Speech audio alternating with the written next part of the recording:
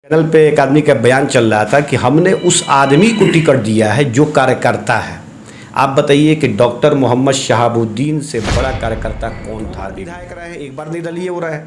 आप बताइए कि जिसकी पारी 30 साल की हो, अब मात्र 48 साल में, और कोई ये कहे कि हम पढ़े लिखे आदमी को टिकट दिए हैं, हम मुस्लिम में कार्यकर्ता को दिए हैं, तो आप ये बताइए कि बर्बाद ये पैहम का सबब याद नहीं है, कुछ कुछ तो याद है सब याद नहीं है। क्या पूछते हो दोस्तों रुदादे मोहब्बत, बस लुट गया लुट जाने का सबब याद नहीं। आप सोचिए कि वज़ीर आला नीतीश कुमार, मैं बोलूँगा तो आप कहेंगे कि कसीदा पढ़ रहे हैं। कसीदा नहीं, मैं जानता हूँ। वज़ीर आला नीतीश कुमार ने 17 सालों में जिन एजेंडों को बिहार में लाया है, ये मुसलमानों के हित में था। और मैंने पहले भी कहा कि आज वो 40 पे कमेंट किया। आप देखिए उसके बाद जो भी विधानसभा चुनाव हुआ, जेडीयू खड़ी हुई है, हारी नहीं है। और आगे भी 140 ये मैंने कह दिया है, ये पूरा हो जाएगा 2025-26 में। इसके लिए कोई घबराने की जरूरत नहीं है। अपने नवजात शिशु का रखना है ध्यान, तो ना हो ज्यादा परेशान। आज ही पहुंचे SS maternity and child care, Delhi के सफदरगंज अस्पताल में अनुभव प्राप्त डॉक्टर सदर आलम से मिले। पता है डीएन श्रीवास्तव वाली गली, अस्पताल रोड, सिवान। अब बीए, बीकॉम, बीएससी और एमए, एमकॉम करें विश्व की सबसे बड़ी यूनिवर्सिटी इग्नू से। सॉल्ड असाइनमेंट और गाइड बुक्स प्राप्त करें। संपर्क करें Mahakal computers, DAV college gate के सामने, सिवान। राज्यसभा सीट को लेकर के जिस तरीके से इस बार राजद के लोगों में मायूसी है, खास करके जो शहाबुद्दीन की मायूसी लगभग हम लोगों ने 2 दिन पहले देखा कि एक तरह से देखा जाए तो सिवान में एक ऐतिहासिक आक्रोश देखने को मिली थी। और ये पहली ऐसी घटना है जब राजद के समर्थक ही जो है कि राजद सुप्रीमो लालू प्रसाद यादव और तेजस्वी यादव का पुतला दहन किया गया। हालांकि इसके पीछे एक बड़ा कारण है, जिस तरीके से हेना साहब को नज़रअंदाज करके और फैयाज अहमद को टिकट दे दिया गया, मीसा भारती को टिकट दे दिया गया।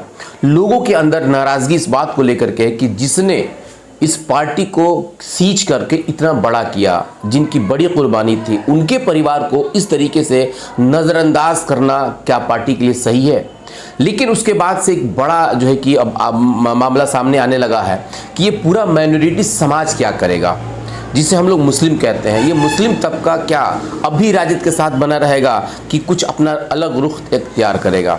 मेरे साथ आज मौलाना इमरान है, जो कि ऑल मदरसा युवा शिक्षक संघ के प्रदेश अध्यक्ष हैं। आप हमेशा इनकी बातों को आप यस 24 न्यूज़ पे देखते रहते हैं। काफ़ी जिस तरीके से इनकी एक अहमियत है, ख़ास करके मदरसा की जो मामला आता है, बहुत बेबाकी से अपनी बात को रखते हैं। चाहे वो मुख्यमंत्री नीतीश कुमार की योजनाएं हैं या फिर मदरसों से जुड़े हुए सारे मसला, इन सारी चीज़ों को ये बहुत बेबाकी के साथ रखते हैं। आज हम इनसे फिर जानना चाहेंगे कि जिस तरीके से मामला सिवान में चल रही है। तो हज़रत, सबसे पहले तो आपका स्वागत है। शुक्रिया। अभी जिस तरीके से मामला चल रहा है राज्यसभा का, उसमें हेना साहब को नज़रअंदाज किया गया राजद की तरफ से, तो आप लोगों का क्या इस बार मतलब जहन है, मत है, और आप लोग क्या चाहते हैं, ज़रा ये बताइए। ये तो मैंने आपको पहले भी कहा था, आपने एक बार पूछा था कि इनके ताल्लुक़ से, तो मैंने कहा था कि ऐसा लगता नहीं है। मैंने इसके पहले आपको कहा था। मैं ये कहता हूँ कि वज़ीर आला नीतीश कुमार, भारत में वैसा कोई नेता नहीं है जो सेकुलर हो, सच्चा सेकुलर। मैंने कहा था वज़ीर आला नीतीश कुमार 2005 के लास्ट से मुख्यमंत्री हैं। आप भी देख रहे हैं और हम लोग भी देख रहे हैं। 17 सालों में मुसलमानों को जो उन्होंने दिया है बिहार के, और जो उन्होंने बताया है, आज वही लोग इस बात को बोलने लगे कि हम कहीं भी जा सकते हैं और इससे बेहतर वो हैं। ये 17 साल के बाद जिसको एहसास होगा, इस बेहतरी का एहसास अब हो रहा है। तो आप ये बताइए कि जिसको एहसास 17 साल के बाद होगा, तो आप इस कौम को समझ सकते हैं कि सब कुछ लुटा के होश में आए तो क्या हुआ। तो इस पर भी एक शेर में रहते हैं। ये सब न्यूज़ देखने के बाद मैंने एक शेर कहा था जी, पढ़ रहा था तो याद आ गया कि बर्बाद ये पैहम का सबब याद नहीं है, कुछ कुछ तो याद है सब याद नहीं है। क्या पूछते हो दोस्तों रुदादे मोहब्बत, बस लुट गया लुट जाने का सबब याद नहीं। आप सोचिए कि वज़ीर आला नीतीश कुमार, मैं बोलूँगा तो आप कहेंगे कि कसीदा पढ़ रहे हैं। कसीदा नहीं, मैं जानता हूँ। वज़ीर आला नीतीश कुमार ने 17 सालों में जिन एजेंडों को बिहार में लाया है, ये मुसलमानों के हित में था। और मैंने पहले भी कहा कि आज वो 40 पे थे, उस वक्त भी लोगों ने कमेंट किया। आप देखिए उसके बाद जो भी विधानसभा चुनाव हुआ, जेडीयू खड़ी हुई है, हारी नहीं है। और आगे भी 140 ये मैंने कह दिया है, ये पूरा हो जाएगा 2025-26 में। इसके लिए कोई घबराने की ज़रूरत नहीं है। वज़ीर आला नीतीश कुमार से लोगों को तकलीफ़ है। लोग बोलते हैं कि वज़ीर आला नीतीश कुमार बीजेपी के साथ हैं। आप बताइए कि पूरे भारत में इस वक्त के जो हालात हैं, चाहे वो मंदिर हो, मस्जिद हो, मदरसे हो, आज़ान हो, लाउड स्पीकर हो, बिहार के अंदर किसी के पास इतनी ताकत नहीं है कि वज़ीर आला मुख्यमंत्री बने रहें नीतीश कुमार, और वो इंसान गलत करके संविधान की धज्जी उड़ाकर और किसी कम्युनिटी को तकलीफ़ देकर वो इंसान रह जाए, ये नहीं हो सकता है नीतीश कुमार में। तो इसलिए वक्त रहते अगर अपने आप को लोग संवारें, बचावें तो ज़्यादा बेहतर होगा। आमतौर पे जब भी हम लोग किसी मुस्लिम लोगों से हम लोग जब सवाल करते हैं कि आप लोग जेडीयू की तरफ क्यों नहीं जाते हैं, तो उन लोग का जवाब यही रहता है कि बीजेपी के साथ है इसलिए नहीं जा सकते हैं। सवाल आपने एक बात कह दी कि 17 सालों से नीतीश कुमार के साथ सरकार चल रही है बीजेपी के लेकर के, उसके बाद भी इस एक खास कम्युनिटी यानी कि मुस्लिमों को कोई प्रॉब्लम नहीं हुआ, कोई दिक्कत नहीं हुआ। तो अगर आप कंपेरिजन करेंगे जेडीयू वर्सेस राजद की, तो अच्छा आप लोगों को क्या लगता है, इसको ज़रा बेबाकी के साथ बताइएगा। हम लोग किसी पार्टी से ताल्लुक़ नहीं रखते हैं, न किसी के बारे में प्रैक्टिकल तौर पे बता तो सकते हैं ना। मैं किसी के बारे में ये नहीं कह सकता कि ये गलत ये सही। आदमी का आइडियोलॉजी क्या है, आइडियल और आइडियोलॉजी। अगर नीतीश कुमार की आइडियोलॉजी अच्छी है तभी तो 17 साल में बिहार में वो महफूज हैं। आप कहेंगे कि बीजेपी से लोगों को नुकसान पहुंचेगा, मैं कहूंगा कि हमको बीजेपी से कोई मतलब ही नहीं है, वो तो साथ में है ना भाई। तो 90 के दशक में जब जिस पार्टी की आप बात कर रहे हैं वो पार्टी भी तो सरकार बनाई थी, उस वक्त गुरेज नहीं था मुसलमानों को सिर्फ ठगा जाता है। आप पूछिए कि जब मदरसों की बात आएगी, बिहार के मदरसों की, असातिज़ा को 95 में जिस तरीके से लाठी से पीटा गया आर ब्लॉक पे, कौन पीटा था? जिसने पिटवाया था, जो लोग मुख्यमंत्री उस वक्त थे, जिस पार्टी की सरकार थी। आज इन मदरसों के मौलवियों से आप सवाल कीजिएगा तो वो कहेंगे कि उस पार्टी के पास हम जाएंगे। मतलब 15 साल में 15 रुपया जिसका नहीं बढ़ा हो वो जा सकता है। और मैंने ये भी आपको कहा था उस दिन कि वहीं से संदेह शुरू हो गया जिस दिन डॉक्टर मोहम्मद शहाबुद्दीन के सालाना फातिहा, यानी जिसको पुण्यतिथि बोलते हैं, जब कार्यालय में नहीं हुआ, राज्य कार्यालय में नहीं हुआ, उसी दिन क्लियर हो गया कि ऐसा भी नहीं होना है और आगे भी ख़तरा बना हुआ है 2024 में। क्या उस वक्त क्या खतरा बना हुआ है? थोड़ा समय तो आने दीजिए। मैं तो पहले भी कहा था कि उसमें आप देखिएगा, समय आने दीजिए। राज्यसभा का भी प्रेडिक्ट कर दीजिए, इसको भी मतलब भविष्यवाणी कर दीजिए। 2024 में ये भी क्लियर हो जाएगा। क्या इनको टिकट नहीं मिलेगा? आप ये बताइए कि जब लोग नज़रअंदाज कर रहे हैं तो आज से कोई कर रहे हैं, तो रहेंगे तब न राजद में। ठीक है, जब उन पर हमला हुआ सबसे पहले कौन कराया? किसकी सरकार थी? नीतीश कुमार की सरकार थी। पूरे भारत में जब भी मुसलमान में जब कोई आप देखिएगा ना बड़ा लीडर होगा तो उसको इतने केसेस की जाते हैं कि वो सलाखों के भीतर चला जाता है। आजम खान का देख लीजिए, जितना केस उनके ज़माने में था, किसके ज़माने में था? समाजवादी पार्टी के, जिस पार्टी के सरकार में थे उस वक्त का वो केस था। तो आप बताइए कि बीजेपी ने क्या किया? बीजेपी से मुसलमानों को कोई खौफ नहीं है, वो तो अपने एजेंडे पे काम करता है। उसका तो एजेंडा है कि हम मंदिर, मस्जिद, लाउड स्पीकर, आप भी तो अपना एजेंडा तैयार कीजिए। डर किस बात का है? भारत का संविधान ये कहता है कि जितना हक आपका है उतना हक मेरा है, और इसी आइडियोलॉजी पर वज़ीर आला नीतीश कुमार काम करते रहे, इसलिए मुसलमानों को कोई खौफ, कोई डर नहीं है, किसी तरह का दहशत नहीं है। बिहार हमारा कल भी महफूज, आज भी महफूज, और जब तक नीतीश कुमार है महफूज रहेगा। आने वाले वक्त में बताया जा रहा है कि जेडीयू और राजद की सरकार बन सकती है। जिस तरीके से अंदरूनी तौर पर उठापटक हो रहा है, अगर इस हालात में सरकार बन गई तो फिर आप लोगों का क्या होगा? आप लोग फिर क्या करेंगे उस वक्त? क्या फिर इसी तरीके का कशीदा करते रहेंगे या फिर कुछ अपना अलग रास्ता अख्तियार करेंगे आप लोग? इससे पहले भी सरकार बनी थी ना, 17 महीने चली, 17 महीने में सब हो गया ना। वज़ीर आला नीतीश कुमार के पास परिवारवाद नहीं चलेगा, आप मनमाना कीजिएगा नहीं चलेगा, करप्शन नहीं चलेगा। उससे पहले जितने लोगों पे आरोप है वो कहीं सलाखों के भीतर चले गए तो ये लोग कहाँ जाएंगे? अभी है ना भ्रष्टाचार का आरोप, वज़ीर आला नीतीश कुमार पर भ्रष्टाचार का आरोप नहीं ना है, उनका बेटा जो है नेता नहीं ना है, उनका बेटा मंत्री नहीं ना है। आप बताइए कि एक राज्यसभा का अगर कोई कैंडिडेट बनता है, तो कल रात में मैं देख रहा था एक चैनल पे एक आदमी का बयान चल रहा था कि हमने उस आदमी को टिकट दिया है जो कार्यकर्ता है। आप बताइए कि डॉक्टर मोहम्मद शहाबुद्दीन से बड़ा कार्यकर्ता कौन था जेडीयू में?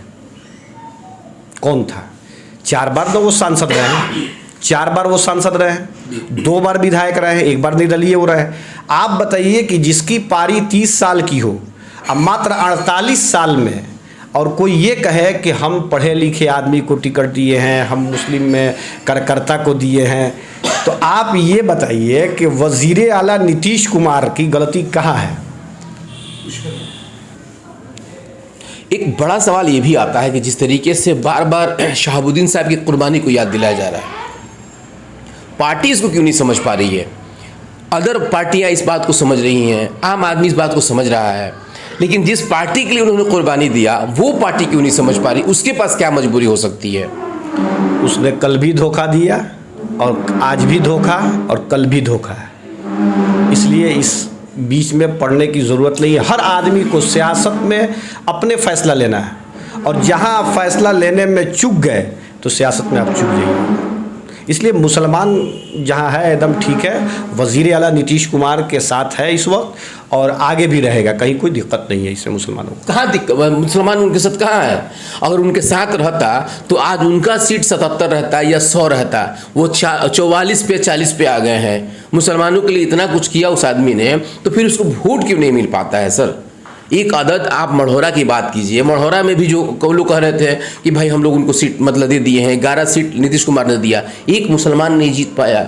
ये अफसोस की बात नहीं है, और अभी भी कह रहे हैं कि मुसलमान उनके साथ है, तो सिर्फ मुंह से और बात से है कि सही में उनके साथ खड़े हैं ये लोग। 2 सीट पर उपचुनाव हुआ ना, 30 प्रखंड का आप सर्वे कीजिए, सिर्फ मुसलमान के वोट से ही वो सीट निकली है, वरना वो सीट लूज कर जाते वो लोग। वज़ीर आला नीतीश कुमार के साथ मुसलमान हैं, इसमें कोई दो मत नहीं। हाँ, कुछ लोग गड़बड़ हैं, तो सिर्फ बात से, अब जो गड़बड़ हैं सिर्फ बात से उनके साथ, बात से नहीं है। मुसलमानों को मुकम्मल एतमाद है। कहाँ वोट मिलता है? लोग से सुन रहे हैं ना, आज राज्यसभा का सीट हिना साहब के हाथ से कटा है, तो लोग उनको अब तब उनको अच्छा लग रहा है कि हाँ जेडीयू अच्छी है। कई लोगों ने कहा कि बीजेपी अच्छी है, अब राजद उन लोगों को बुरा लग रहा है। आज राजद को ये लोग ढो रहे थे जिस तरीके से, जैसे लोग कह रहे हैं, बार बार बात आ रही थी कि नहीं यही सही है, यही सही है, तो सिर्फ झटका लगा है तब आप लोगों का ये हालात है। अगर पहले ही झटका लगा होता तब क्या करते आप लोग? झटका जिसको लगा है वो न बताएगा। और जब हम लोग वज़ीर आला नीतीश कुमार के साथ कल भी थे, आज भी है, और जब तक वो मुख्यमंत्री बने रहेंगे बिहार के, उनके साथ मुसलमान हैं। अब 2 4 10 लोग अपना जो डफली बजा रहे हैं, जब जब एहसास होगा वो लोग सही रास्ते पर आएंगे। लेकिन बिहार में वज़ीर आला नीतीश कुमार के अलावा कुछ नहीं है। अगर आज ये लोग उस पार्टी में होते, वज़ीर आला नीतीश कुमार की पार्टी जेडीयू में अगर ये लोग होते, तो आज ये समझ लीजिए कि ये लोग मंत्री ही नहीं, इतना पावरफुल होते कि बिहार के लोग देखते। आप बताइए कि राजद में रहकर क्यों नहीं डिप्टी सीएम बनाया गया इनको? उस वक्त, जिस वक्त शहाबुद्दीन साहब सीवान जेल में जब थे, उसके बाद वो कहाँ गए? भागलपुर। भागलपुर से जब वो आए, 1300 गाड़ियों का काफिला था। वो 1300 गाड़ी का काफिला लालू यादव बर्दाश्त नहीं कर पाए। जेडीयू इसको बर्दाश्त कर लेगी, लेकिन वो जिस पार्टी में थे उस पार्टी के लोगों ने बर्दाश्त नहीं किया। आप बताइए कि उस वक्त कौन थे सरकार में? नीतीश कुमार गठबंधन में थे ना, तो गठबंधन में थे तो उस वक्त सीधे कहना चाहिए ना, ये गठबंधन मेरा टूट जाएगा, आपने ऐसा किया तो ये लोग मफाद परस्त हैं। और शहाबुद्दीन साहब को जिन लोगों ने बर्बाद किया, जिन लोगों ने तबाह किया, वक्त रहते लोगों ने अपने आप को अगर नहीं संभाला तो फिर वैसे ही है। लोग कहेंगे कि बस सब ठीक ठाक चल रहा है, हमने तो सम्मान दिया है। कब हमने सम्मान नहीं दिया? टिकट दीजिए और हरा दीजिए। एक बड़ा महत्वपूर्ण सवाल आपसे ये है कि अभी आप लोग सुझाव क्या देंगे? मैं आपको बार बार आप लोग इसलिए मैं कह रहा हूँ क्योंकि आप लोग एक समाज का नुमाइंदगी करते हैं, एक पूरे धर्म विशेष का नुमाइंदगी आप लोग करते हैं, यानी कि उसका नेतृत्व करते हैं। आप लोगों की बातों की अहमियत होता है उस समाज में। तो आज के इस हालात में, आज के इस संदर्भ में आप लोग हिना साहब को क्या सजेशन देंगे? एक सजेशन के तौर पे मैंने क्या दे सकते हैं आप लोग? देखिए, हम लोग कोई बहुत ज़्यादा उनके ना अगेंस्ट ना उनके पक्ष में, बस ये है कि सियासत में हमेशा इस चीज़ का ख्याल रखना चाहिए कि जब कार्यकर्ता आक्रोशित हो जाए, उसके बाद अगर नेता फैसला नहीं लेता है तो वो नेता कमज़ोर होता चला जाएगा। इसलिए कमज़ोर होगा कि जब वो लोग कार्यकर्ता जो आपके पीछे हैं, अगर वो देखेंगे कि भाई हमारा नेता तो कोई फैसला ही नहीं ले रहा है, या तो कोई मजबूरी है या तो वो खुल के आना नहीं चाह रहा, तो ऐसी स्थिति में आपके नेतृत्व कमज़ोर हो जाएंगे। और रही बात उनकी, आपने हेना जी की बात की है, देखिए बिहार के अंदर बहुत सारी महिलाएं हैं जो सियासत में हैं, लेकिन हेना साहब जो आप देखिए पक्ष विपक्ष अच्छे बुरे सारे लोगों ने कहा कि उनके साथ अन्याय हुआ है। ये एक पहली महिला है कि पक्ष विपक्ष हर इंसान ये बोलता है। आज भी वो किसी पार्टी में सिर्फ कह देना तो हमको नहीं लगता है कि कोई इनकार करने वाला है, और जिस दिन वो चाह देंगी वो किसी भी पार्टी में जाकर अपना ओहदा वो बना सकती हैं, उनके पीछे जनाधार है। तो बिल्कुल आपने सुना जिस तरीके से मौलाना इमरान ने एक बहुत बड़ी बात कह दिया कि जिस तरीके से जो नेता हो अगर अपने कार्यकर्ताओं की बात को अगर उसको सम्मान नहीं दे पाता है या फिर उसके नाराज़गी को नहीं समझ पाता है तो वो उसकी कमज़ोरी कहीं ना कहीं वो ज़ाया होती है, साया भी हो जाता है। लेकिन जो सबसे बड़ी बात है वो ये है कि सिवान के संदर्भ में जिस तरीके से माइनॉरिटी समाज इस वक्त एक मायूसी के आलम से गुजर रहा है, अब देखना ये है कि इस माहौल में इस पूरे नेतृत्व करने वाले की क्या अपनी भूमिका होती है और वो कौन सा बड़ा स्टैंड बुलाता है। मैं अपने सहयोगी मोहम्मद आलम के साथ कौसर अली, यस 24 न्यूज, सिवान।